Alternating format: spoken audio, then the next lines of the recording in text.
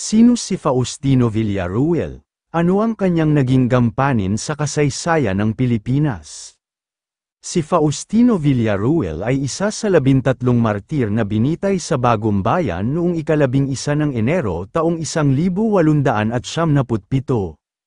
Si Faustino Villaruel ay isinilang sa Pandacan, Manila noong 23 ng Abril taong 1841. Ang kanyang mga magulang ay sina Alejandro Villaruel, isang Espanyol mula sa Madrid na nagtatrabaho bilang isang guro, at si Manuela Gomara, isang Filipina na mula sa maykayang pamilya sa Quiapo sa Maynila. Nag-aral siya ng kolehiyo sa Colegio de San Juan de Letran, ngunit hindi natukoy kung anong kurso ang kanyang kinuha. Nang makapagtapos ng kolehiyo, siya ay nagpakasal sa isang balo, na nagngangalang Maria Navarrete. Upang masustentuhan ang kanilang binubuong pamilya, siya ay nagtayo ng negosyo kung saan siya ay nakikipagpalitan ng mga produkto, tulad ng bigas at asukal sa Cabanatuan, Nueva Ecija. Ngunit, ang negosyo niyang ito ay hindi umunlad. Sa huli, napilitan siyang ibenta ang lahat ng lupa na kanyang nabili.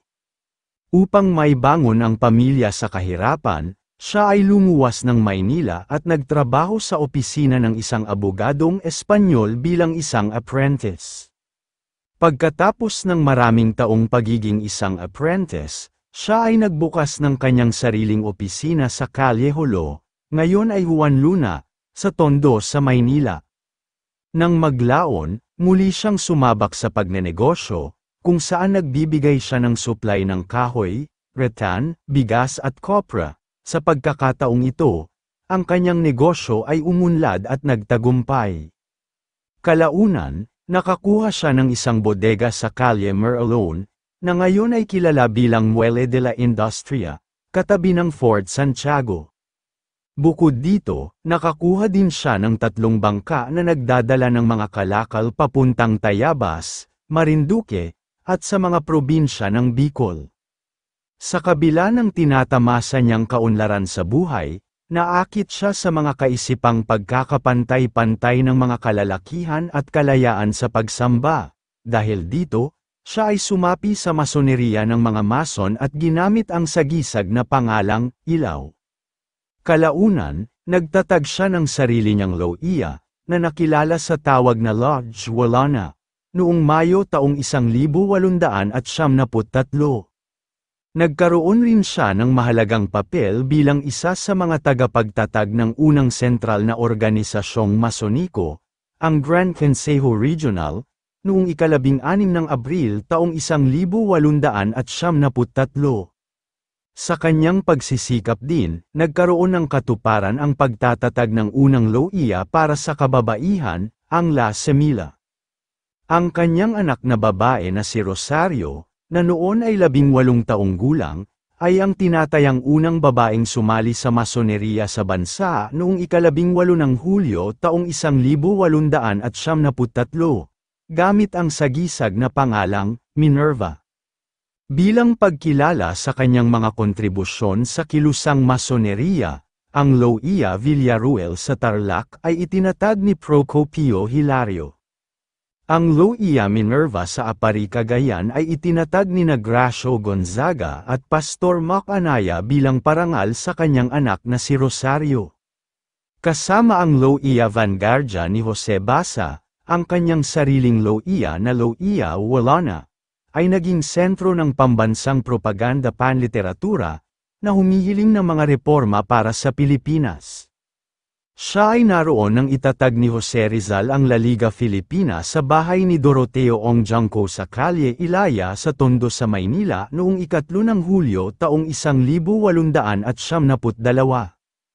Ang samahan ay biglang nawalan ng pinuno matapos maaresto at ipatapon si Rizal sa dapitan noong 6 ng Hulyo taong 1872 at halos mabuwag. Sa pamamagitan ng inisyatibo ng ilang mga miyembro nito, na pinangunahan ni Juan Zulueta, Deodato Arellano, at Domingo Franco, ito ay muling lumitaw ng may ibang pangalan ngunit may parehong reformistang kaisipan, ang Cuerpo de Compromisarios. Kasama ang mga komite ng Cuerpo de Compromisarios, pinondohan nila ang paglalathala ng La Solidaridad at iba pang mga gawain sa propaganda nina Marcelo H. del Pilar at ng iba pang mga reformista sa ibang bansa. Naglalakbay din siya sa mga probinsya kasama ang isa pang mason, na si Ambrosio Flores, na naging pinuno ng hukbong revolusyonaryo, upang makalikom ng pondo para kay Rizal na noon ay nasa dapitan. Sa pagkakadiskubre sa Katipunan noong ika-21 ng Agosto taong 1876, siya ay inaresto ng mga Guardia Sibil sa kanyang tahanan noong hating gabi ng araw ring iyon. Matapos ay dinala siya sa kulungan sa Fort Santiago ni Colonel Francisco Olive, kasama sina Antonio Ilagan, Jose Dizon, Moises Salvador, Domingo Franco, at Numiriano Adriano, kung saan pinahirapan sila sa loob ng 3 buwan upang kuhanan ng impormasyon.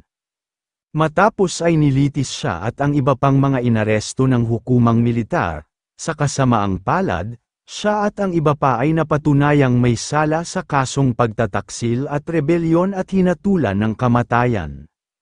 Noong ika-11 ng Enero taong 1897, sa Bagong Bayan, na Luneta ngayon, siya, kasama sina Numiriano Adriano, Domingo Franco, Francisco L. Rojas, Moises Salvador, Luis Enciso Villarreal, Jose A. Dizon, Lieutenant Benedicto Nadjaga, Jeronimo Medina, Antonio Salazar, Ramon Padilla, Braulio Rivera at Estacio Manilac ay binitay sa pamamagitan ng pagbaril.